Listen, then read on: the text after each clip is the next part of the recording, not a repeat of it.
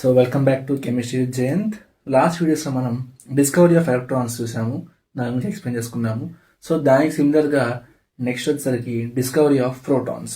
So discovery of electrons topic, discovery of protons topic సిమిలర్గా ఉంటుంది. అంటే ఎక్స్పెరిమెంట్ కంటెంట్ మొత్తం సేమ్ ఉంటుంది, జస్ట్ రివర్స్ ఉంటుంది వచ్చాను పాయింట్ అంతే. So by coming to the discovery of protons, దీన్ని ఫస్ట్ టైం 1917లో రదర్ఫోర్డ్ సైంటిస్ట్ కనిపెట్టారు while performing the alpha scattering experiment. So తర్వాత దాన్ని కూడా డిస్కస్ చేసుకుందాం మనం. సో ఇక్కడ వచ్చేసరికి సేమ్ ఎలక్ట్రాన్కి ఏ విధంగా అయితే సెటప్ ఉందో ఎక్స్పెరిమెంట్ సెటప్, అదే విధంగా ఇక్కడ కూడా మనకి సెటప్ అనేది ఉంది. సో ఇక్కడ discharge tube, cathode, anode. So while coming to this discovery of protons, మనకి ఫ్లో ఆఫ్ ది ఛార్జ్ అనేది ఏమవుతుందంటే యానోడ్ టు క్యాథోడ్ ఉంటుంది అనమాట.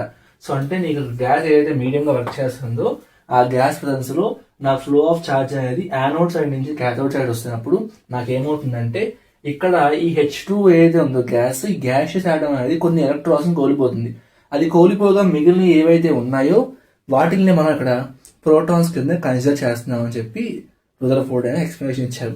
సో ఎప్పుడైతే ఈ యానోడ్ మెటాలిక్ ప్లేట్ నుంచి కరెంట్ సప్లై అయినప్పుడు నాకు ఛార్జ్ అనేది ఫ్లో అయిందో, ఈ క్యాథోడ్ ని ఎప్పుడైతే అటాక్ చేస్తుందో ఇమీడియట్ ఇక్కడ ఏమవుతుంది, సింపుల్ చెప్పాలంటే ఇక్కడ ఈ ఫ్లో ఆఫ్ ఛార్జ్ అవ్వాలంటే ఇక్కడ రదర్ఫోర్డ్ చేశారంటే ఈ యొక్క మెటాలిక్ పెట్టి చిన్న హోల్స్ చేశారు. సో ఆ హోల్స్ ద్వారా ఛార్జ్ అనేది ఫ్లో అవ్వడం వల్ల ఎప్పుడైతే క్యాథోడ్ స్క్రీన్ టచ్ చేసి ఇమీడియట్ గా గ్లో అవుతుంది.